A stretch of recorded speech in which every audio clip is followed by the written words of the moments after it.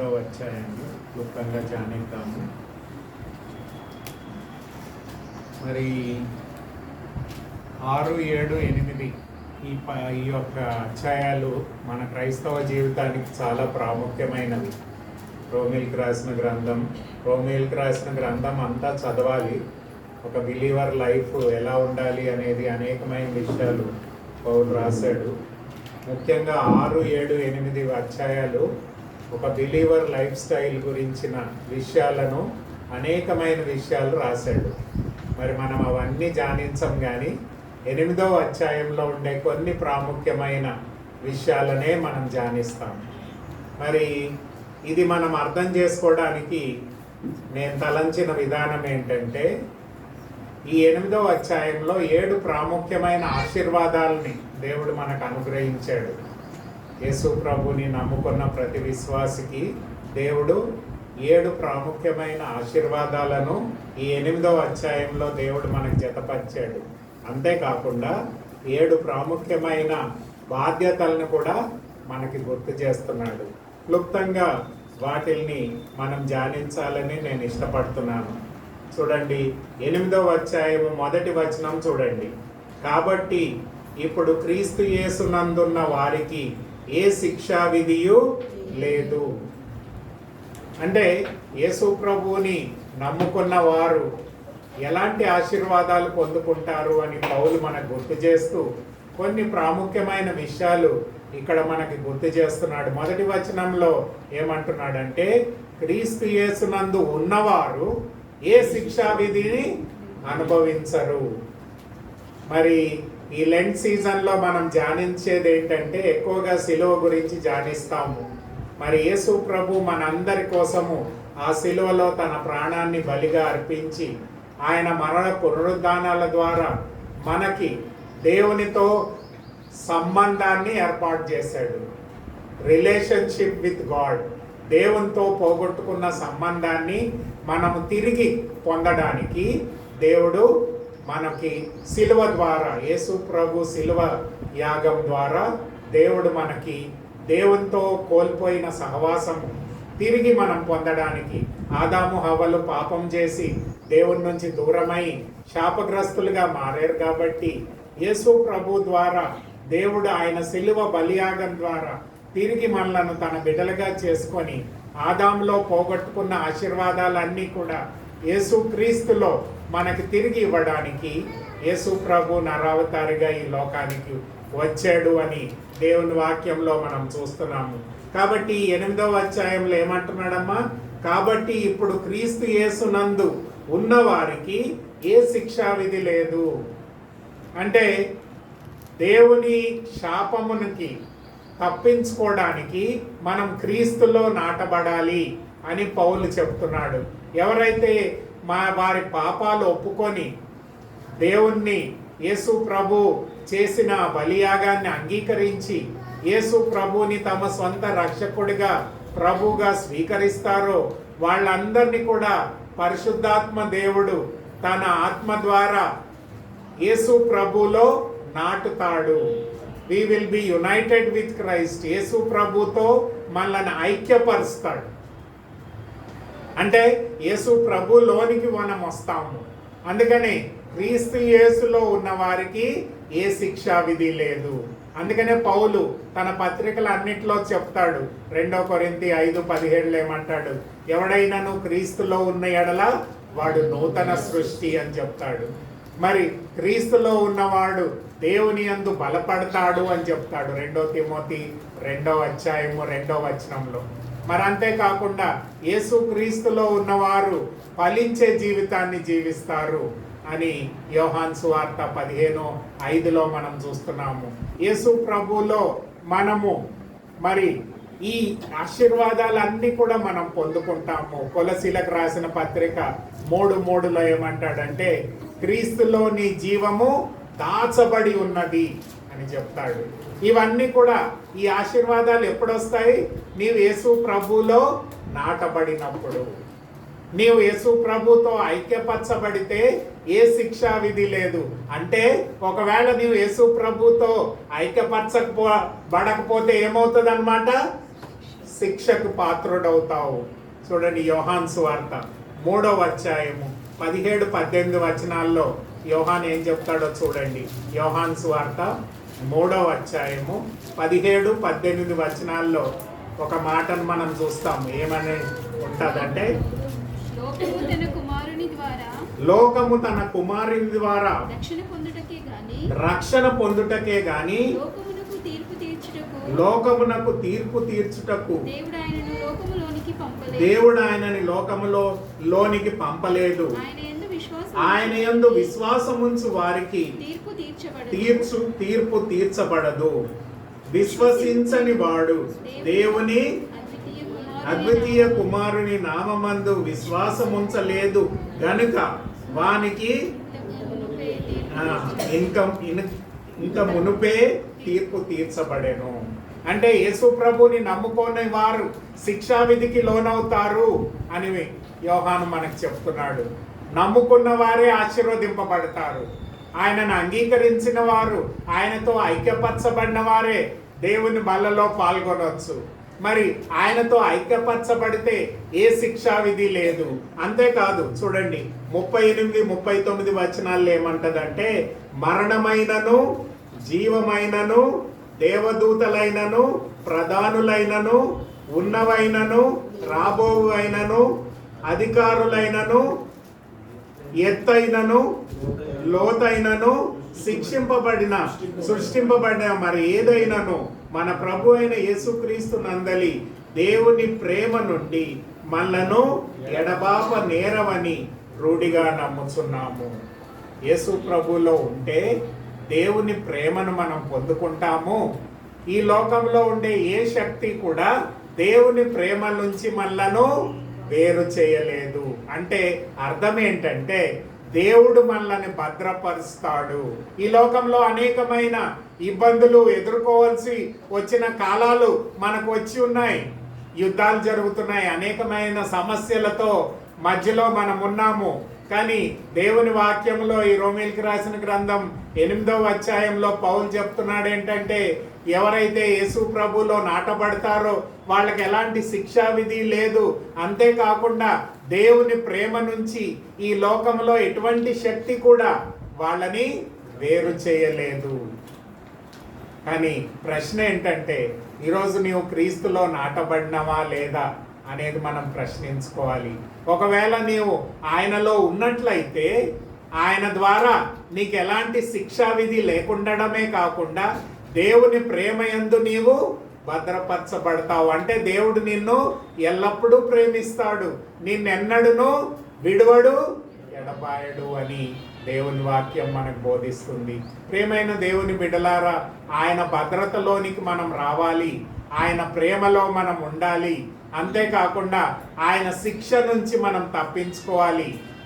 మరి పాత నిబంధన కావచ్చు, కొత్త నిబంధనలో మనం చూసినట్లయితే ఒక డే ఆఫ్ ద లార్డ్, ప్రభు దినము అని ఒకటి రాయబడి ఉంది. 43 సార్లు బైబిల్లో రాయబడి ఉంది. ఈ ప్రభు దినం ఏంటంటే, ఆ దినాన్ని దేవుడు ఏం చేయబోతున్నాడు, ఈ లోకంలో అందరినీ కూడా, లోక అంతటిని కూడా నాశనం చేయబోతున్నాడు. లోకంలో ఉండే ప్రజలను, ఆయనను విశ్వసించిన వారిని ఏం చేయబోతున్నాడు, శిక్షించబోతున్నాడు. ప్రకటన గ్రంథం 6వ అధ్యాయం నుంచి 19వ అధ్యాయం దాకా ఈ శిక్ష అంటే ఏంటో అవన్నీ అక్కడ రాయబడి ఉంది.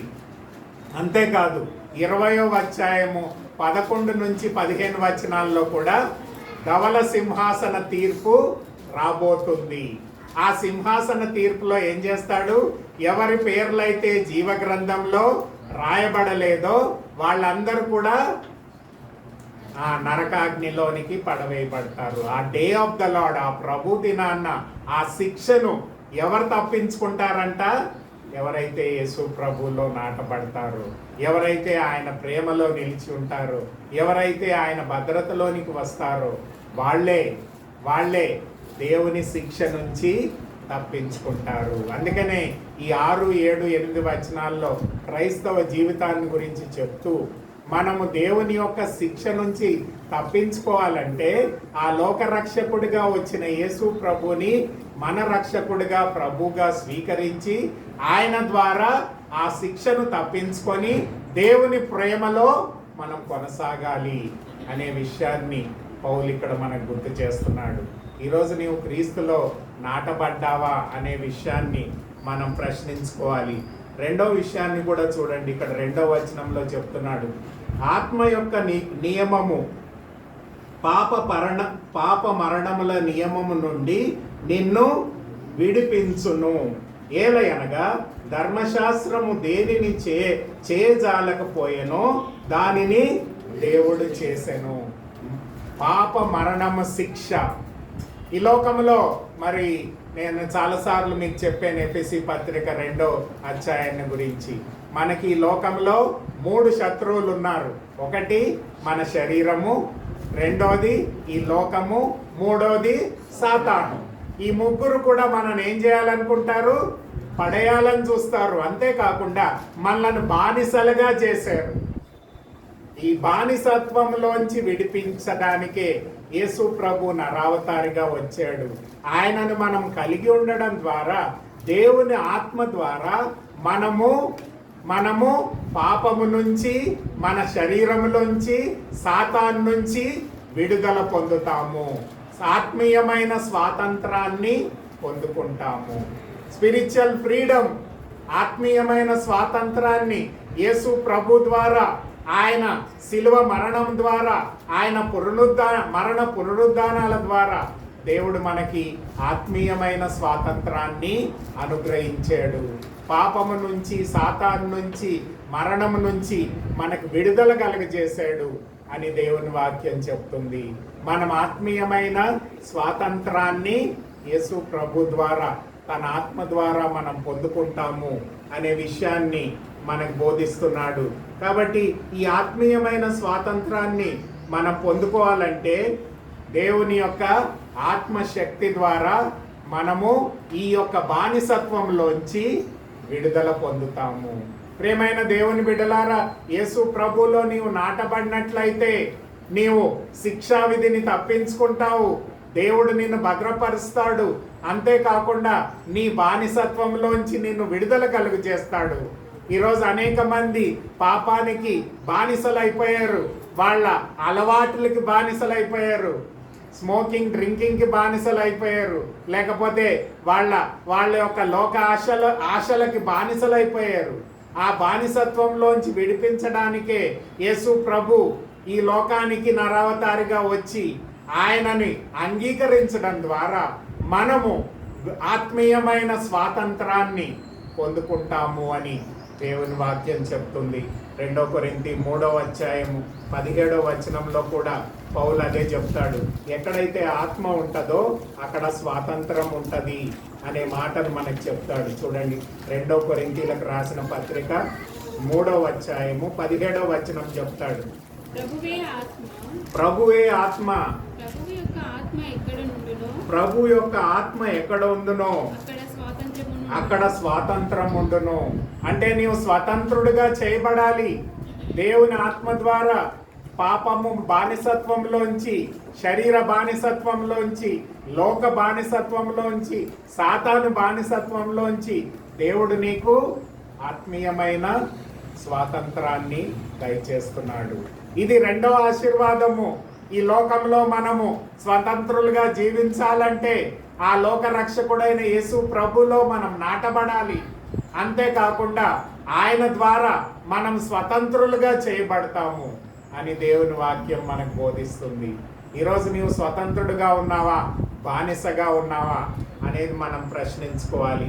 3వ విషయం చూడండి, 6వ వచనంలో చెప్తాడు. రోమీయులకు రాసిన గ్రంథం 8వ అధ్యాయము 6వ వచనంలో ఏముందంటే, ఆత్మానుసారమైన మనసు జీవమును సమాధానమై ఉన్నది. యేసు ప్రభుని నమ్ముకోవడం ద్వారా శిక్షను తప్పించుకుంటాం, భద్రపరచబడతాము, ఆత్మీయమైన స్వాతంత్రాన్ని పొందుకుంటాము.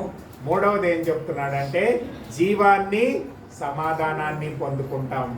ఈ లోకంలో మనము చచ్చిన స్థితిలో ఉన్నప్పుడు యేసు ప్రభు మన కొరకు ఈ లోకానికి వచ్చాడు. ఎఫెసీలకు రాసిన పత్రిక 2వ అధ్యాయము 1వ వచనంలో పౌలు చెప్తాడు కదా. ఎఫెసీలకు రాసిన పత్రిక 2వ అధ్యాయం 1వ వచనంలో ఏముందంటే, మీ అపరాధముల చేతను పాపము చేతను మీరు చచ్చిన వారై ఉండగా ఆయన మిమ్మల్ని క్రీస్తుతో కూడా బ్రతికించెను. లైఫ్, శారీరకంగా మనము ప్రాణాన్ని కలిగి ఉన్నాము, కానీ యేసు ప్రభుని నమ్ముకోకపోతే మనం ఎలాగున్నామంట? చచ్చిన వారంగా ఉన్నామంట. ఈ చచ్చిన వారికి ఆ జీవాన్ని ఇవ్వడానికే యేసు ప్రభు నరావతారిగా వచ్చాడు. చనిపోయిన మనలను, అంటే ఆత్మీయంగా చనిపోయిన మనలను, ఆదాము ద్వారా స్వతంత్రించుకున్న పాపాన్ని, శాపాన్ని తొలగించడానికి, మరణాన్ని తొలగించడానికి యేసు ప్రభు నరావతారిగా వచ్చాడు. రోమిలికి రాసిన గ్రంథం 6వ అధ్యాయం 23వ వచనంలో కూడా పౌలు అదే చెప్తాడు చూడండి. ఏలయనగా పాపము వలన వచ్చు జీతము మరణము, అయితే దేవుని కృపావరము మన ప్రభు అయిన యేసుక్రీస్తు నందు నిత్య జీవము, ఇటర్నల్ లైఫ్. యోహాను 10:10లో ఏముంది? నేను గొర్రెలకు మంచి కాపరిని, నా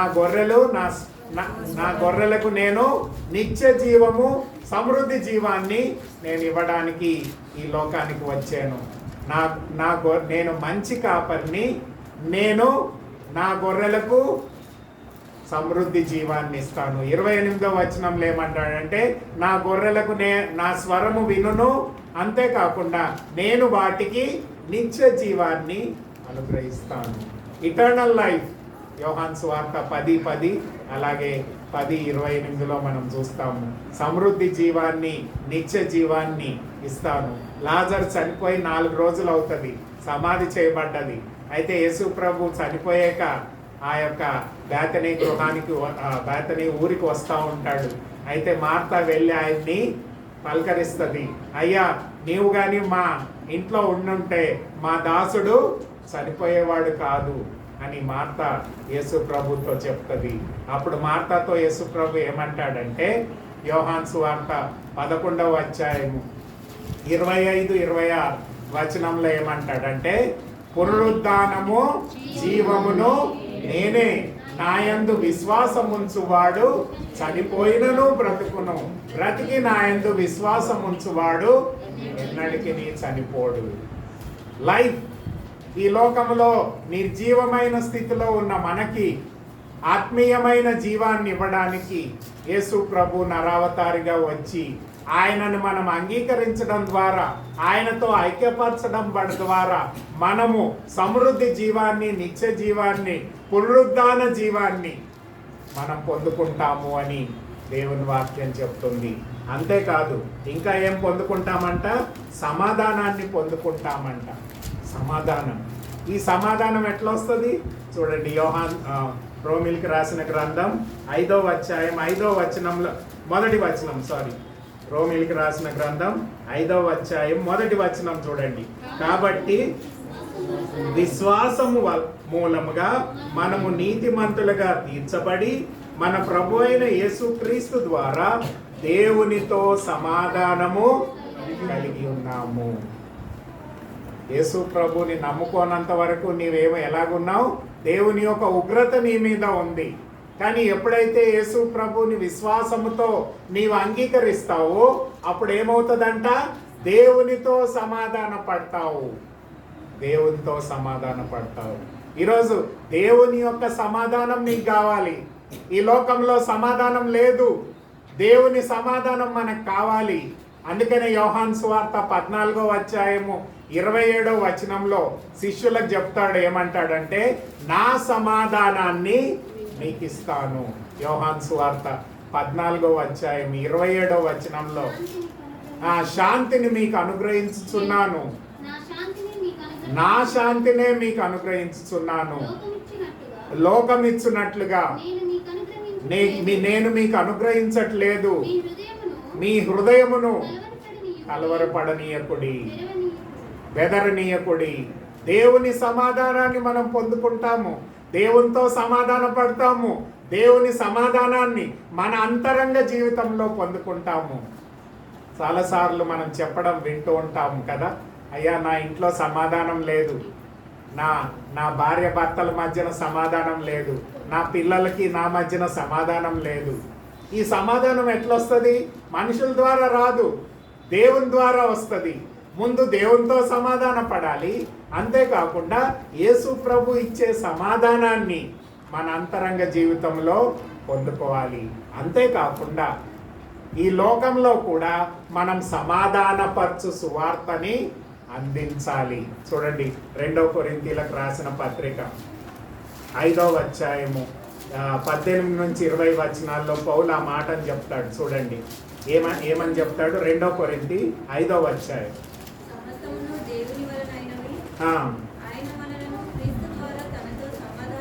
ఆయన మనలను క్రీస్తు ద్వారా తనతో సమాధానపరుచుకొని ఆ సమాధానపరచు పరిచర్యను మీకు అనుగ్రహించెను. అదేమనగా దేవుడు అపరాధములను వారి మీద మోపక క్రీస్తునందు లోకమును తనతో సమాధానపరుచుకొని ఆ సమాధాన వాక్యమును మీకు అప్పగించెను. చూడండి, సమాధానాన్ని దేవునితో పొందాలి. దేవుడిచ్చే సమాధానాన్ని మన అంతరంగ జీవితంలో పొందాలి. అప్పుడు ఏం చేస్తామమ్మా? ఈ సమాధానపరచు సువార్తను అనేకులకు అందిస్తాము. నీ జీవితంలో సమాధానం లేకుండా నీవు వేరే వాళ్ళకి సమాధానం ఇవ్వగలవా? ఇవ్వలేవు. నీ జీవితంలో దేవునితో సమాధాన పడాలి. దేవుడిచ్చే సమాధానాన్ని, ఆత్మ ద్వారా ఇచ్చే సమాధానాన్ని నీ అంతరంగ జీవితంలో పొందుకోవాలి. ఆ సమాధానపరచు సువార్తను లోకానికి అందించాలి. ఆ సమాధానము యేసు ప్రభు ద్వారానే నీకు అనుగ్రహించబడుతుంది. జీవాన్ని, సమాధానాన్ని నేను ఇవ్వడానికి ఈ లోకానికి వచ్చాను అని దేవుడు చెప్తున్నాడు. ఇంకొక ప్రత్యేకమైన విషయం చూడండి, 15-16 వచనాల్లో, రోమిల్కి రాసిన గ్రంథం 8వ అధ్యాయము 15-16 వచనాల్లో పౌలు ఇంకొక శ్రేష్టమైన మాటను చెప్తాడు, శ్రేష్టమైన ఆశీర్వాదం. ఏలయనగా మరలా భయపడకుము, మీరు దాసపు ఆత్మను పొందలేదు గాని దత్తపుత్రాత్మను పొందితిరి. ఆ ఆత్మ కలిగిన వారమై మనము అబ్బా తండ్రి అని మొరపెట్టుచున్నాము. మనము పిల్లలమని, మనము దేవుని పిల్లలమని ఆత్మ తానే మన ఆత్మతో కూడా సాక్ష్యమిచ్చుచున్నది. చూడండి, దేవుడు మనల్ని, శరీరాన్ని ఆత్మను రెండు కలుగజేశాడు. మన బాడీలో ఏమున్నాయమ్మా? శరీరం ఉంది, ఆత్మ ఉంది. కానీ ఎప్పుడైతే నీవు యేసు ప్రభుతో జత చేయబడతావో అప్పుడు ఏమవుతుందంట? దేవుని ఆత్మ మనలోనికి వచ్చినప్పుడు మనము దేవుని పిల్లలంగా మార్చబడతాము, దత్తపుత్రులుగా మార్చబడతాము. దేవుని బలలో ఎవరు పాల్గొంటారంటే దేవుని యొక్క దత్తపుత్రులే పాల్గొంటారు. ఎందుకంటే దేవుని ఆత్మ మనల్ని ఏం చేస్తుందమ్మా? దేవుని యేసు ప్రభు శరీరములో జత చేస్తుంది. We are adopted children of God. దేవుని యొక్క దత్తపుత్రులము. ఒక దైవజనుడు అంటాడు, దేవుని ఇంటిలో దేవుని పిల్లలు ఉంటారు కానీ మనవలు ఉండరు. అంటే అందరము పిల్లలే. ఈవెన్ చిన్న పిల్లోడు దేవుణ్ణి నమ్ముకున్నా కానీ ఆయన కూడా ఎలా ఏమవుతాడమ్మా? దత్తపుత్రుడిగా మార్చబడతాడు. ఈరోజు నీ జీవితం, నా జీవితంలో దేవుని యొక్క దత్తపుత్రులుగా మనం చేయడమే కాకుండా దేవుణ్ణి మనం ఏమని చేయొచ్చు? తండ్రి, అబ్బా అని పిలవవచ్చు, మొరపెట్టవచ్చు. ఈరోజు అనేక మంది పాత నిబంధనలో వాళ్ళు దేవుణ్ణి అనుభవించలేరు, దేవునితో సహవాసం చేయలేరు. వ్యక్తిగతంగా ఏదో దేవాలయానికి వెళ్ళాలి, అక్కడ దేవునికి బలులు అర్పించాలి. కానీ నూతన నిబంధనలో ఉండే విశ్వాసులకి దేవుడు ఏమిచ్చాడు? తన ఆత్మవరాన్ని ఇచ్చాడు. మనలను తన దత్తపుత్రులుగా చేసుకొని దేవుణ్ణి మనము తండ్రిగా పిలవవచ్చు. ఇప్పుడు మన తండ్రి ఉన్నాడు అనుకోండి, మనం ఏమన్నా అడగొచ్చు కదా, అయ్యా నాకు ఇది కావాలి, అది కావాలి, లేకపోతే నాకు బట్టలు కావాలి, లేకపోతే నాకు మంచి ఆహారం కావాలి, లేకపోతే నాకు ఆస్తులు కావాలి. ఇవన్నీ కూడా ఎవరిని అడుగుతాము? తండ్రిని అడుగుతాము. కాబట్టి దేవుడు మన తండ్రిగా చేయబడ్డాడు. దత్తపుత్రులుగా చేయబడిన వారు దేవుణ్ణి, త్రియేక దేవుణ్ణి తండ్రిగా సంబోధించవచ్చు, తండ్రిగా ప్రార్థన చేయొచ్చు, తండ్రిగా మొరపెట్టొచ్చు, ఆయన ద్వారా మనం సమస్తము పొందుకోవచ్చు అని దేవుని వాక్యం మనకు బోధిస్తుంది. ప్రియమైన దేవుని బిడ్డలారా, ఆయన దత్తపుత్రులుగా మనల్ని చేసుకొని మనము ఆయన ద్వారా, ఆత్మ ద్వారా త్రియేక దేవుణ్ణి తండ్రిగా పిలవడానికి, మొరపెట్టడానికి మనకి దేవుడు ఆధిక్యతనిచ్చాడు. అంతేకాదు 17వ వచనంలో చూడండి ఏమంటాడంటే, 17వ వచనంలో ఏముందంటే, క్రీస్తుతో కూడా మహిమ పొందుటకు ఆయనతో శ్రమపడిన ఎల్లా క్రీస్తుతో కూడిన వారసులము. వీఆర్ హెయిర్స్, మనం పరలోక రాజ్య వారసులము. ఈ లోకంలో నీకు స్వాస్థ్యము లేకపోయినా సరే, పెద్ద బిల్డింగ్స్ లేకపోయినా సరే, పెద్ద గొప్పవాడివి కాకున్నా సరే, దేవుణ్ణి నమ్ముకొని అంగీకరించడం ద్వారా దేవుడు నీకు పరలోక స్వాస్థ్యాన్ని అనుగ్రహిస్తున్నాడు. అందుకనే 1 పేతురు 1వ అధ్యాయము 4వ వచనంలో ఏమంటాడంటే, పేతురు మరి శ్రేష్టమైన మరి మనకి స్వాస్థ్యాన్ని దేవుడు అనుగ్రహించాడు. 1 పేతురు 1వ అధ్యాయము 4వ వచనం, మృతులలో నుండి యేసుక్రీస్తు తిరిగి లేచుట వలన జీవముతో కూడిన నిరీక్షణ ఆయన మనకు అమూల్యమును అత్యధికముగా వాగ్దానములను అక్షయమైనదియు నిర్మలమైనది వాడబారినైన స్వాస్థ్యము మనకి కలుగునట్టు ఆయన తన విశేష కనికరం చొప్పున మనలను మరలా జన్మింపజేసెను. వాడబారనిది, అక్షయమైనది, శ్రేష్టమైన స్వాస్థ్యాన్ని దేవుని ద్వారా పరలోకములో మనకి దేవుడు అనుగ్రహిస్తున్నాడు. మనలను తన స్వాస్థ్యంగా చేసుకుంటున్నాడు. ఎఫెసీ పత్రిక 1వ అధ్యాయం 12వ వచనంలో కూడా పౌలు అదే మాటని చెప్తాడు. చూడండి, ఎఫెసీలకు రాసిన పత్రిక 1వ అధ్యాయము 12వ వచనంలో కూడా ఆ మాటని చెప్తాడు. ఏమంటాడు? మరియు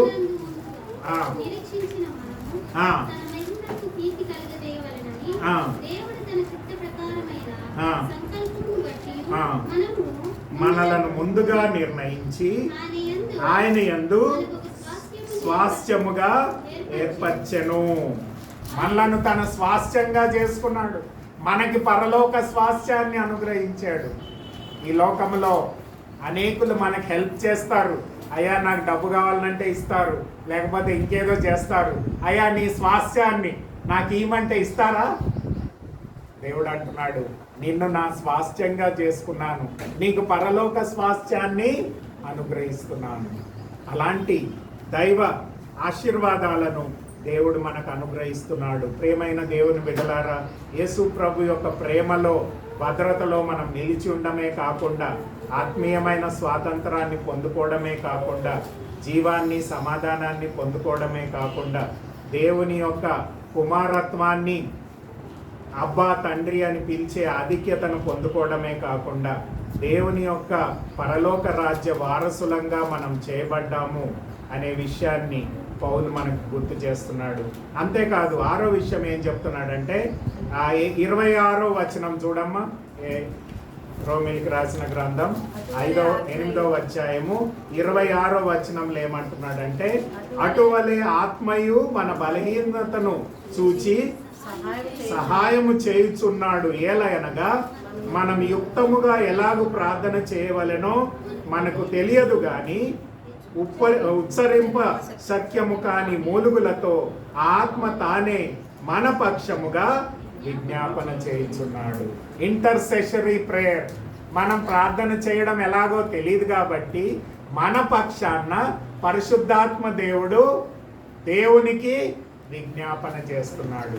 34వ వచనంలో చూసినట్లయితే యేసు ప్రభు కూడా మన పక్షాన విజ్ఞాపన చేస్తున్నాడు అని చెప్తున్నాడు. చూడండి, రోమిలికి రాసిన గ్రంథం 8వ అధ్యాయము 34వ వచనం.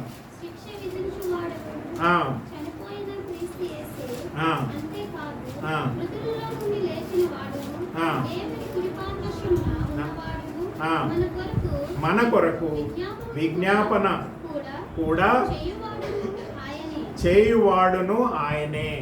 చూడండి, తండ్రి కుమారుడైన యేసు ప్రభు పరిశుద్ధాత్మ దేవుడు మన పక్షాన దేవునికి విజ్ఞాపన చేస్తున్నారు. ఇలాంటి బ్లెస్సింగ్స్ని మనం లోకంలో పొందుకోలేము. దేవుని బిడలంగా మనం మార్చబడతాము, ఆయన ప్రేమను పొందుకుంటాము, ఆయన భద్రతను పొందుకుంటాము, ఆయన ద్వారా ఆత్మీయ స్వాతంత్రాన్ని పొందుకుంటాము, ఆయనని తండ్రిగా మనం కలిగి ఉంటాము, ఆయన వారసత్వాన్ని పొందుకుంటాము. అంతేకాకుండా పరిశుద్ధాత్మ దేవుడు కుమారుడైన యేసు ప్రభు మన పక్షాన దేవునికి విజ్ఞాపన చేస్తున్నాడు. అలాంటి ఆశీర్వాదాలను దేవుడు మనకు అనుగ్రహిస్తున్నాడు అని దేవుని వాక్యం మనకు బోధిస్తుంది. చివరి విషయం ఏంటంటే 28వ వచనం చూడండి. 28వ వచనంలో ఏముందంటే, దేవుణ్ణి ప్రేమించి వారికి అనగా ఆయన సంకల్పం చొప్పున పిలువబడిన వారికి మేలు కలుగుటకై సమస్తము సమకూడి జరుగుతున్నవని. చాలాసార్లు మనం అనుకుంటాం, దేవా ఏంటి ప్రాబ్లమ్స్, ఏంటి సమస్యలు, ఎవరికి లేని సమస్యలు నాకే ఉంటున్నాయి, ఎవరికి లేని ఇబ్బందులు నాకే ఉంటున్నాయి, ఎవరికి లేని కష్టాలు నాకే వస్తున్నాయి, ఎవరికి చెప్పుకోలేను, ఎవరిని అడిగినా, సపోజ్ ప్రార్థన చేయమని అడిగినా ఆయన పోయి 10 మందికి చెప్తాడు నా సమస్యలు, నా సిగ్గుపోతుంది అని మనం అనేక సార్లు విచారణ కలిగి ఉంటాము. కానీ దేవుని వాక్యం చెప్తుంది ఏంటంటే, నీ సమస్యలను కూడా దేవుడు ఏం చేస్తాడంటే నీకు మేలుకరంగా మారుస్తాడు. Even adversities will become a blessing to you. నీకు కలిగే కష్టాల నుంచి కూడా దేవుడు నీకు మేలు జరిగిస్తాడు అని దేవుని వాక్యం చెప్తుంది. ఈరోజు దేవుని యొక్క ఆశీర్వాదాలన్నీ కూడా ఈ రోమిల్కి రాసిన గ్రంథం 8వ అధ్యాయంలో పౌలు మనకు చెప్తున్నాడు. మరి అనేక సార్లు మనం ఇబ్బందులు ఎదుర్కొన్నా కానీ వాటిలో కూడా దేవుడు మనల్ని ఆశీర్వదిస్తాడు అని దేవుని వాక్యం చెప్తుంది. నేను దాదాపు 35 ఇయర్స్ డ్యూటీ చేశాను. మరి అనేక సమస్యలు ఎదుర్కోవాల్సి వచ్చింది, తెలిసిందే కదా. మన మీద అసూయ కలిగిన వారు ఉంటారు, మనకి ఇబ్బంది పెట్టాలని చూస్తారు, మన మీద తప్పుడు సాక్ష్యాలు ఇస్తారు, అంతేకాకుండా అబద్ధాలు చెప్తారు, చెప్పి మనకి అడ్డం వచ్చేలాగా చేస్తారు. దాదాపు 3 ఏళ్ళు ప్రమోషన్ రాకుండా కూడా చేశారు. అనేకమైన అబద్ధ సాక్ష్యాలు ఫ్రేమ్ చేసి నా మీద ఛార్జ్ మెమో కూడా ఇచ్చారు. అవన్నీ కూడా దేవుడు కొట్టేసి నాకు రావాల్సిన ప్రమోషన్ ఎలాంటి ఇన్ఫ్లుయెన్స్ లేకుండా ఎవ్వరికి చెప్పలేదు. అయ్యా మీరు నా గురించి ప్రార్థన చేయండి అని కూడా చెప్పలేదు. ఎవరో మా ఇంటికి వచ్చే 1-2 పాస్టర్లకు చెప్పేనేమో అంతే.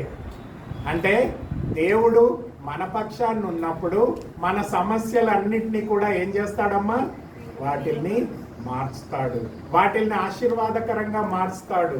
ఎవరైతే నాకు శత్రువులుగా ఉన్నారో వాళ్ళందరూ కూడా నేను రిటైర్ అయ్యే టైంకి వాళ్ళు మిత్రులుగా మారారు. ప్రియమైన దేవుని బిడ్డలారా, మనము దేవుని యందు విశ్వాసంలో నిలకడగా ఉండాలి, ఆయన బిడ్డలంగా మనం జీవించాలి, దేవుడు అనుగ్రహించే ఆశీర్వాదాలను మనం పొందుకోవాలి అని దేవుని వాక్యం చెప్తుంది. మరి దేవుడిచ్చిన ఈ ఆశీర్వాదాలని పొందుకోవాలి అని దేవుడు కోరుతున్నాడు. కాబట్టి ఆయనను మనం రక్షకుడిగా ప్రభువుగా ఎరగడమే కాకుండా 2-3 విషయాలు మీకు గుర్తు చేసి ముగిస్తాను. చూడండి, కొన్ని ప్రాముఖ్యమైన బాధ్యతలను మనం గుర్తించాలి. 14వ వచనం చూడండి. 14వ వచనంలో మొట్టమొదటి విషయాన్ని పౌలు చెప్తాడు. మొట్టమొదటిగా మనం 7 ఆశీర్వాదాలను చూసాం. కాబట్టి ఇక్కడ పౌలు ఏం చెప్తున్నాడంటే, మీరు దేవుని ఆశీర్వాదాలను పొందుకున్నారు కాబట్టి దేవుడు మీకు అనుగ్రహించిన బాధ్యతను మీరు ఈ లోకంలో నెరవేర్చాలి.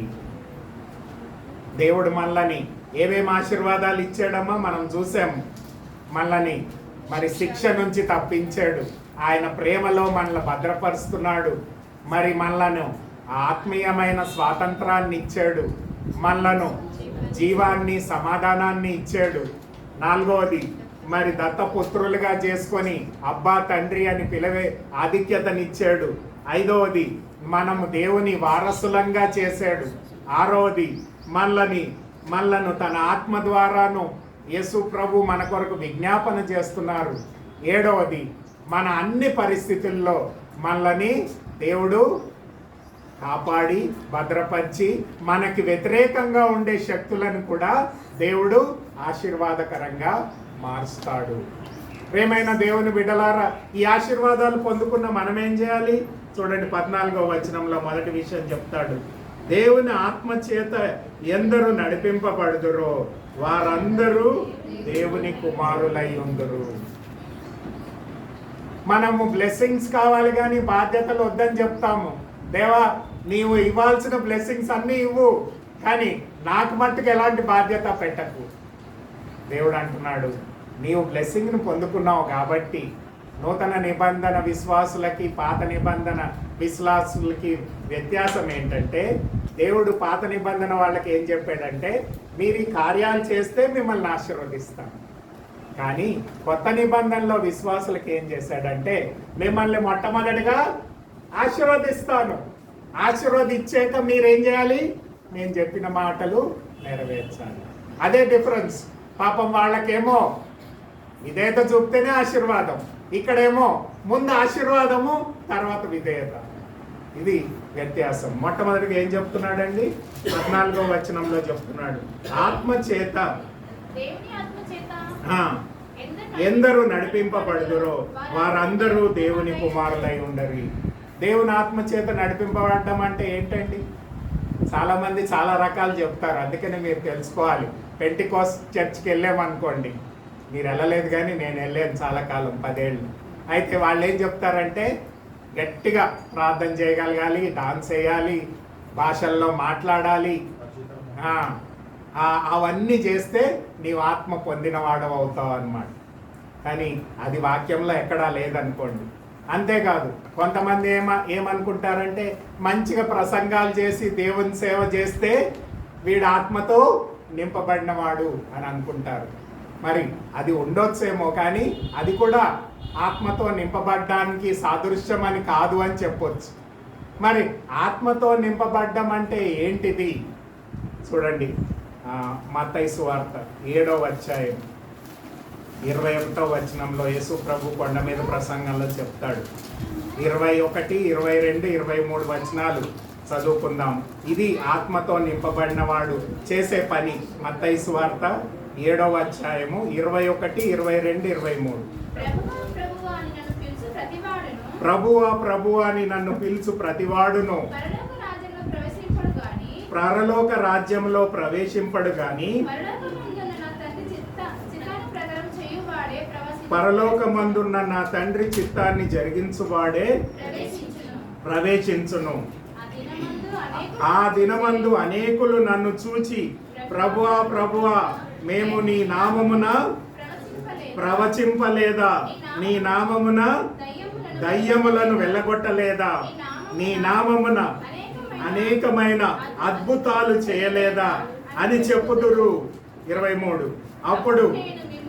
అప్పుడు నేను మిమ్మును ఎన్నడను ఎరగను, అక్రమములు చేయువారా నా యొద్ద నుండి పొందుడని వారితో చెప్పాను. వాక్యం చెప్పారంట, అద్భుతాలు చేశారంట, ఆశ్చర్య కార్యాలు చేశారంట. అయితే వాళ్ళు దేవుని దగ్గరకు వచ్చి చెప్తే, నీవెవరో నేను ఎరుగను. నిజంగా అద్భుతాలు చేశారు కదండి. యూదాస్ ఇస్కరియోతు కూడా అద్భుతాలు చేశాడు తెలుసా. 12 మంది శిష్యుల్లో ఆయన కూడా ఒక శిష్యుడే. ఆయన కూడా వాక్యాన్ని బోధించాడు, ఆయన కూడా అద్భుతాలు చేశాడు, ఆయన కూడా అనేక మందిని దేవుని దగ్గరికి నడిపించాడు. కానీ అది కాదు దేవుని ఆత్మతో నింపబడ్డం అని చెప్తున్నాడు. 21లో ఎవరైతే నా తండ్రి చిత్తాన్ని జరిగిస్తారో వాళ్ళే నా యొక్క రాజ్యంలో ప్రవేశిస్తారు. అంటే అర్థం ఏంటంటే, నీవు ఆత్మతో నింపబడ్డావు అనే దానికి సాదృశ్యం ఏంటంటే, అనుదినము నీ జీవితంలో దేవుని చిత్తాన్ని జరిగించేవాడవు. You are doing the will of God. నీవు నిజంగా ఆత్మతో నింపబడినట్లయితే, ఇప్పుడు మీరు చదవండి 8వ అధ్యాయం, మీరు ఇంటికి వెళ్ళాక చదవండి, టైం సరిపోదు. అందులో ఏం చెప్తాడంటే, ఆత్మ మిమ్మల్ని ఏం చేస్తుంది? వాక్యానికి విధేయత చూపించడానికి ప్రేరేపిస్తుంది.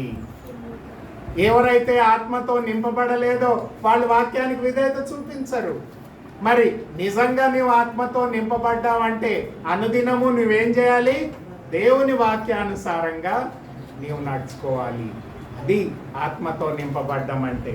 రెండో విషయాన్ని చెప్తాడు 13వ వచనంలో. ఇంకొక 2 మాటలు చెప్పి ముగిస్తాను. 13లో ఏమంటాడు?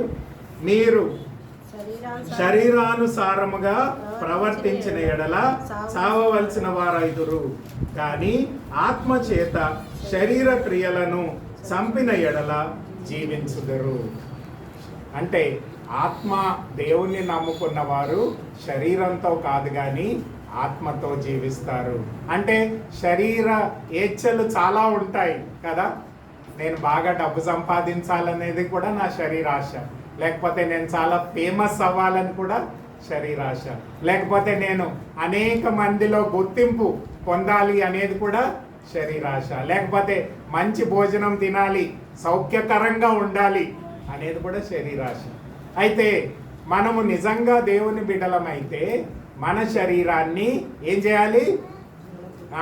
దేవునికి లోబర్చుకోవాలి. 2 కొరింథీ 9వ అధ్యాయం 27వ వచనంలో పౌలు ఆ మాటను చెప్తాడు చూడండి. 1 కొరింథీ 9వ అధ్యాయము 27వ వచనంలో ఇది మనకి ఇక్కడ చెప్పాడు కదా, శరీరానుసారంగా నడవకూడదు అని. అక్కడ దానికి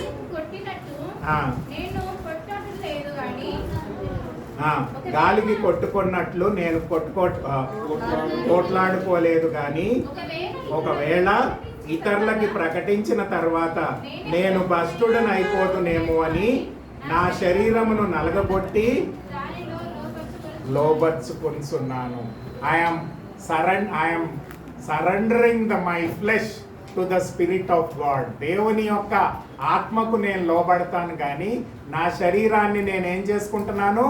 అదుపులోకి తెచ్చుకుంటున్నాను, డిసిప్లిన్లోకి తెచ్చుకుంటున్నాము. చాలాసార్లు మనం ఫాస్టింగ్ ప్రేయర్ అంటాం. ఎందుకండి ఫాస్టింగ్ ప్రేయరు? ఈ యొక్క లెంట్ సీజన్లో చాలా మంది 40 దినాలు ఉపవాసం చేస్తారు, మంచి భక్తిగా ఉంటారు. ఆ 40 దినాలు అయిపోయాక మళ్ళీ యథావిధిగా జీవిస్తారు. మరి ఉపవాసం దేనికోసము? నా శరీరాన్ని డిసిప్లిన్ చేసుకోవడానికి, క్రమశిక్షణలోనికి తేయడానికి. పౌలు అంటున్నాడు, నా శరీరాన్ని నలగొట్టుకుంటున్నాను, ఎందుకంటే ఇతరులకు సువార్త చెప్పాక నేను భ్రష్టుణ్ణి కాకుండా ఉండాలని. ప్రియమైన దేవుని బిడ్డలారా, ఆత్మచేత నడిపింపబడాలి, వాక్యానికి విధేయత చూపించాలి. రెండవది, శరీరాన్ని ఆత్మకు లోబర్చుకోవాలి, దేవునికి లోబర్చుకోవాలి. ఇది రెండవ విషయము. ఇంకా అనేకమైన విషయాలు చెప్తాడు.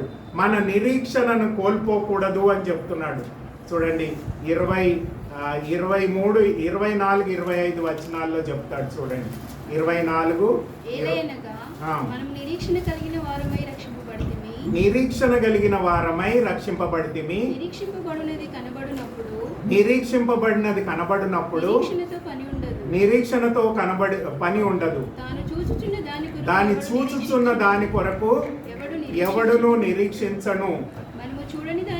మనము చూడని దాని కొరకు నిరీక్షించిన ఎడల ఓపిక దాని కొరకు కనిపెట్టుదము. రిజరక్షన్ హోప్ అంటాడు. అంటే నిరీక్షణ కలిగిన వారమై ఉండాలి. ఈ లోకంలో అనేక మంది నిరీక్షణ లేకుండా జీవిస్తున్నారు. వాళ్ళ ఫ్యూచర్ని, అసలు మా ఫ్యూచర్ ఏంటి అని వాళ్ళు తెలుసుకోలేకపోతున్నారు. పౌలు అంటున్నాడు, మనం నిరీక్షణ లేని వారంగా ఉండకూడదు. మనము చూడనివి నమ్మేం కాబట్టి, చూడని దేవుణ్ణి నమ్మి అంగీకరించాం కాబట్టి, దేవుని ద్వారా ఆశీర్వదింపబడుతున్నాం కాబట్టి, దేవుని ఆత్మ ద్వారా నడిపించబడుతున్నాం కాబట్టి, శరీరాన్ని లోబర్చుకుంటున్నాం కాబట్టి, మనం ఏం చేయాలనంట? నిరీక్షణ కలిగిన వారమై. ఏం నిరీక్షణ కలగాలి? యేసు ప్రభు తిరిగి రాబోతున్నాడు, ఆయన రాజ్యాన్ని స్థాపించబోతున్నాడు, ఆయన రాజ్యంలో నేను ప్రవేశిస్తాను, ఆయన రాజ్య వారసునిగా నేను చేయబడతాను, ఆయన నిత్య రాజ్యంలో నేను ప్రవేశిస్తాను అనే నిరీక్షణ కలిగిన వారమై మనం జీవించాలి. You must have. అందుకనే పేతులు ఏమంటాడంటే సజీవమైన నిరీక్షణ కలిగి ఉండాలి, లివింగ్ హోప్. ఈరోజు నిరీక్షణ లేకుండా ఉన్నావేమో, ఏమున్నదిలే, వీళ్ళు ఏదో వాక్యం చెప్తున్నారు, నేను వింటున్నాను, ఏదో భోజనం పెడుతున్నారు, నేను కూడా తింటున్నాను, అందరూ చందా వేశారు, నేను కూడా వేసాను. అందరూ బలలో పాల్గొంటున్నారు, నేను కూడా పాల్గొన్నాను. కానీ నా నిరీక్షణ ఏంటి? ఈ బల యొక్క నిరీక్షణ ఏంటి? యేసు ప్రభు రెండోసారి రాబోతున్నాడు. ఆయన వచ్చే వరకు ఏం చేయాలి? ఈ బలలో నేను పాల్గొనాలి. అంతేకాదు, ఆ నిరీక్షణలో నేను జీవిస్తూ ఆయన మరణాన్ని లోకానికి ప్రచురించాలి. ప్రియమైన దేవుని బిడ్డలారా, ఈ సజీవమైన నిరీక్షణ కలిగిన వారమై నిరీక్షణ లేని వారంగా మనం ఉండకూడదు. ప్రేమ విశ్వాసాన్ని కలిగిన ఉన్న మనము దేవుని పట్ల నిరీక్షణ కలిగి ఆయన రాబోతున్నాడు అనే విశ్వాసాన్ని కలిగి మన నిరీక్షణ కలిగి మనం జీవించాలి. చివరి విషయం చూడండి, 18వ వచనంలో చెప్తాడు. ఏమంటాడంటే 8వ అధ్యాయము 18వ వచనంలో ఏమంటాడంటే, మన ప్రత్యక్షము కాబో మహిమ ఎదుట ఇప్పుడు కాలపు శ్రమలు ఎన్నదగినవి కావని ఎంచుచున్నాము. శ్రమలు, ఇప్పటి శ్రమలు అంటే ఏమంటున్నాడంటే, ఈరోజు నేను జీవించినంత కాలము ఏమవుతుందమ్మా? శ్రమలను ఎదుర్కోవాలి. కానీ ఒక రోజు రాబోతుంది, ఈ శ్రమలు అంతమైపోయి దేవుని నిత్య రాజ్యంలో నేను ప్రవేశిస్తాను, దేవుని మహిమలో ప్రవేశిస్తాను. అంతవరకు ఈ లోకంలో ఏం చేయాలి? శ్రమను మనం సహించుకొని దేవుని బిడ్డలంగా జీవించాలి. ఫిలిప్పీలకు రాసిన పత్రిక, ఈ ఒక మాట చూసి ముగిద్దాం.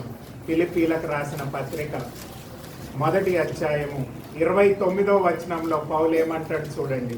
ఫిలిప్పీలకు రాసిన పత్రిక 1వ అధ్యాయము 29 30వ వచనం, సారీ అమ్మ, 30వ వచనం చూడు. క్రీస్తు యందు విశ్వాసముంచుట మాత్రమే కాక ఆయన పక్షమున శ్రమ పడుటకును ఆయన పక్షమున మీకు అనుగ్రహింపబడెను. చాలాసార్లు ప్రాస్పారిటీ గాస్పెల్ని మనం వింటాం. అయ్యా, నువ్వు యేసు ప్రభువుని నమ్ముకుంటే నీకు మంచి ఉద్యోగం వస్తుంది, మంచి డబ్బు వస్తుంది, మంచి ఆస్తిపాస్తులు వస్తాయి, మంచి నీవు స్వర్గాన్ని ఇక్కడ అనుభవిస్తావు అని రకరకాలు చెప్తారనుకోండి. కానీ ఇక్కడ పౌలు ఏం చెప్తున్నాడు? ఈ లోకంలో మనం ఆయన యందు విశ్వాసం ఉంచడం మాత్రమే కాక ఆయన కొరకు శ్రమ పడడానికి పిలువబడ్డాము. అంటే అనేక రీతులుగా ఉంటుంది శ్రమ. అంటే మనం అనుకుంటాము, అయ్యో శ్రమ అంటే ఏదో నాకేదో రోగం వస్తుంది లేకపోతే ఏదో వస్తుంది అని కాదు. ఈ లోకములో ఉండే లోకమంతా కూడా దేవునికి వ్యతిరేకంగా ఉంది, శత్రువులుగా ఉన్నారు. కాబట్టి నేను క్రైస్తవుండి అని చెప్పంగానే ఏం చేస్తారు? వాళ్ళు నాకు వ్యతిరేకంగా పనిచేస్తారు. వాళ్ళకి నచ్చిన, నేను మంచిగా ఉన్నా సరే, అన్ని విధాలుగా వాళ్ళకి సత్ప్రవర్తన కలిగి ఉన్నా సరే, వాళ్ళు ఏం చేస్తారు? నా మీద వ్యతిరేకమైన శక్తులని ఉపయోగిస్తారు. ప్రియమైన దేవుని బిడ్డలారా, ఈ లోకంలో శ్రమ పడడానికి మనం సిద్ధంగా ఉండాలి. ఎందుకంటే మనం చూసాం దేవుని ఆశీర్వాదాలు ఏంటో. ఆయన మనకు తండ్రిగా ఉంటాడు, ఆయన మనల్ని భద్రపరుస్తాడు, ఆయన మన ప్రార్థనలకు జవాబిస్తాడు. మరి ఇవన్నీ ఆశీర్వాదాలను పొందుకున్న మనము దేవుని కొరకు ఆయన ఆత్మచేత నడిపించబడాలి. శరీరాన్ని లోబర్చుకొని దేవునికి విధేయత చూపించాలి. మూడవదిగా మనం నిరీక్షణ కలిగిన వారమై మనం జీవించాలి. ఈ లోకంలో మనకు శ్రమ ఉంది కాబట్టి చూడండి, యోహాను సువార్త 16వ అధ్యాయం 33వ వచనంలో కూడా శిష్యులకు అదే చెప్తాడు. ఆయన సిలువ వేయకముందు ఆ మేడగదిలో ఈ 13, 14, 15, 16 ఈ అధ్యాయాలన్నీ కూడా ఒక్క సాయంత్రం పూట యేసు ప్రభు ఆ శిష్యులకి చెప్తూ ఉంటాడు. ఈ ఆశీర్వాదాలన్నీ చెప్పి చివరి మాట ఏం చెప్తాడు? 16వ అధ్యాయము 33వ వచనంలో లాస్ట్, లోకములో మీకు శ్రమ కలుగును, అయినను ధైర్యం తెచ్చుకొనండి, నేను లోకమును జయించి ఉన్నాను. ఈ ఆశీర్వాదాలు అన్నీ చెప్పాడు. నేను నీకు తోడై ఉంటాను, మీకు సహాయం చేస్తాను, మీరు నడిపిస్తాను, ఇవన్నీ చెప్పాడు. చివరిగా ఆ కన్క్లూజన్ ఏమిచ్చాడంటే యేసు ప్రభు, ఈ లోకంలో శ్రమ ఉంది, అయినప్పటికీ ధైర్యం తెచ్చుకోనండి, నేను ఈ లోకాన్ని జయించాను. అంటే శ్రమలలో మనం ఏం చేయాలమ్మా? దేవుని కొరకు మనం జీవించినప్పుడు దేవుడు తన నామానికి మహిమ కలుగుతుంది. నీ జీవితంలో, నా జీవితంలో మన శ్రమలలో దేవుణ్ణి మహిమపరిచినప్పుడు, మనము దేవుని యందు నిలకడగా ఉన్నప్పుడు, దేవుని నామాన్ని గణపరిచినప్పుడు దేవునికి నీ జీవితాన్ని బట్టి, నా జీవితాన్ని బట్టి మహిమ కలుగుతుంది. అలాంటి జీవితాన్ని మనం జీవించాలి. ఈరోజు దేవుని బలలో పాల్గొనే మనం అందరం కూడా దేవుని ఆశీర్వాదాలను పొందుకున్నాం కాబట్టి, దేవుని బిడ్డగా మనం మార్చబడినప్పుడు దేవుడిచ్చే ఆశీర్వాదాలని ఈ రోమీయులకు రాసిన గ్రంథం 8వ అధ్యాయంలో మనకు చెప్పాడు. కాబట్టి ఈ లోకంలో మనం క్రైస్తవ విశ్వాసిగా జీవించాలంటే ఆత్మచేత నడిపించబడాలి. శరీరాన్ని క్రమశిక్షణలో పెట్టుకొని దేవునికి లోబడే జీవితాన్ని జీవించాలి. మూడవదిగా నిరీక్షణ కలిగిన వారమై జీవించాలి. అంతేకాకుండా శ్రమలను సహించి దేవుని నామానికి మహిమ తెచ్చే వారంగా ఉండాలి. అలాంటి జీవితాన్ని దేవుడు క్రైస్తవ విశ్వాసిగా మన జీవితంలో కోరుతున్నాడు. మరి అలాంటి జీవితాన్ని మనం జీవించినప్పుడు దేవుడు మన జీవితం ద్వారా తన యొక్క నిత్యమైన ప్రణాళికను నెరవేర్చుకొని మనని తన ఆశీర్వదించి మన ద్వారా ఆయన నామానికి మహిమ తెచ్చుకుంటాడు. కళ్ళు మూసుకుందాం, ప్రార్థన చేసుకుందాం. ఒకసారి మన జీవితాన్ని పరీక్షించుకుందాం. దేవుని వాక్యంలో రోమీయులకు రాసిన గ్రంథం 8వ అధ్యాయంలో పౌలు 7 విధాలైన ఆశీర్వాదాలను మనకు తెలియపరిచాడు.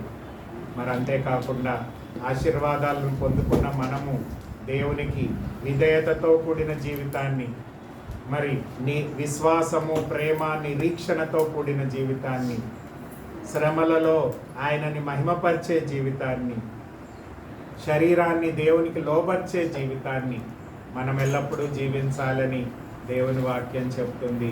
అలాంటి వారే జయ జీవితాన్ని జీవించి దేవుని నామానికి మహిమ తెస్తారు అని దేవుని వాక్యం మనకు బోధిస్తుంది. కాబట్టి అలాంటి జీవితాన్ని జీవించడానికి మనం తీర్మానం చేసుకోవాలి అని దేవుని వాక్యం చెప్తుంది. కళ్ళు మూసుకుందాం, ప్రార్థన చేసుకుందాం. దయగలిగిన ప్రభువా, కృపగలిగిన మా తండ్రి, ఈ ఉదయకాలంలో మీ ఆలయంలో మేము చేరి మీ వాక్యాన్ని ధ్యానించి ఉండగా రోమీయులకు రాసిన గ్రంథం 8వ అధ్యాయంలో అపోస్తలుడైన పౌలు మా కొరకు మీరు దాచిపెట్టిన ఆశీర్వాదాలను మాకు తెలియపరిచాడు. ప్రభువా, యేసుక్రీస్తులో ఉన్నవారు ఏ శిక్షా విధియు పొందరు. అంతేకాకుండా మీ నిశ్చయమైన ప్రేమను, శాశ్వతమైన ప్రేమలో నిలిచి ఉంటారు. ఎలాంటి శక్తి కూడా ఈ లోకంలో వారిని వేరు చేయలేదు అని మీ వాక్యం సెలవిస్తుండగా ప్రభువా, మేము మీ యందు నాటబడిన వారమై ప్రభువా, మీ యొక్క ఉగ్రత నుంచి మరి తప్పించుకొని మీ ప్రేమ యందు మేము అభివృద్ధి పొందడానికి మాకు సహాయం చేయండి. ప్రభువా, మీరిచ్చే ఆత్మీయమైన స్వాతంత్రాన్ని మేము పొందుకొని జీవించడానికి మాకు సహాయం చేయండి. మీరిచ్చే ఆత్మీయమైన జీవాన్ని, సమాధానాన్ని మేము పొందుకునే జీవితాన్ని మాకు దయచేయండి. మిమ్మల్ని మీ యొక్క కుటుంబంలో ప్రభువా మేము దత్తపుత్రులుగా చేయబడి మిమ్మల్ని అబ్బా, తండ్రి అని పిలిచే యోగ్యతను మాకు దయచేసినందుకు మీకు వందనాలు చెల్లిస్తున్నాము. అలాగే ప్రభువా, మీ యొక్క రాజ్య వారసులంగా మేము చేయబడ్డానికి మీరు ఆధిక్యతనిచ్చినందుకు మీకు వందనాలు, స్తోత్రాలు. ప్రభువా, మా అన్ని పరిస్థితుల్లో మీరు మాకు తోడై ఉండి మా అపజయాన్ని కూడా విజయంగా మార్చగలిగిన దేవుడై ఉన్నందుకు మీకు వందనాలు చెల్లిస్తున్నాము. ప్రభువా, ఈ ఆశీర్వాదాలన్నింటినీ కూడా మేము పొందుకొని ప్రభువా, మీకు యోగ్యమైన జీవితాన్ని, ప్రభువా, నిరీక్షణ కలిగిన జీవితాన్ని, ఆత్మతో నడిపించబడే జీవితాన్ని, విధేయతతో కూడిన జీవితాన్ని ప్రభువా, మీకు మా శరీరాలు లోబర్చుకొని మా శరీరంతో ఎలాంటి పాపము చేయకుండా ప్రభువా, పరిశుద్ధమైన జీవితాన్ని జీవించే భాగ్యాన్ని మాకు దయచేయండి. మా శ్రమలలో కూడా ప్రభువా, మీ యందు మేము నిలకడగా ఉండి మా శ్రమలను జయించే శక్తిని మాకు దయచేసి ప్రభువా, మా శ్రమల ద్వారా కూడా మీ నామానికి మహిమ కలుగులాగున మీ కృపను దయచేయండి. మా జీవిత యాత్రలో ప్రభువా, మీ యొక్క శక్తిని, మీ యొక్క జ్ఞానాన్ని, మీ ఆత్మ నడిపింపును నిండుగా మాకు అనుగ్రహించి మేము జీవించే ఈ జీవితాన్ని అనుదినము ప్రభువా, మీ చిత్తాన్ని జరిగించి మీ నామానికి మహిమ తెచ్చే జీవితాన్ని మేము జీవించడానికి మా ఒక్కొక్కరికి సహాయం చేయండి.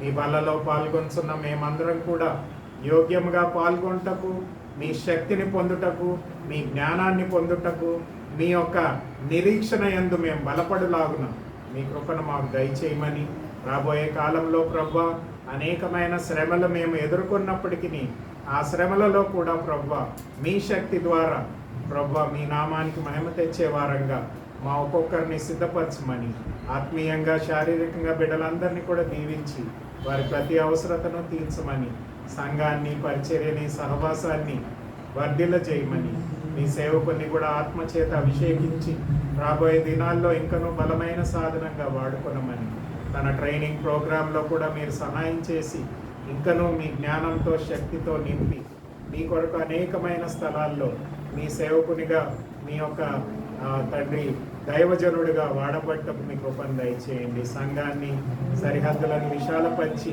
మీ నామానికి మహిమ తెచ్చుకోనండి. చేరి వచ్చిన బిడ్డలందరినీ కూడా దీవించండి. వారి ప్రతి అవసరతను తీర్చండి.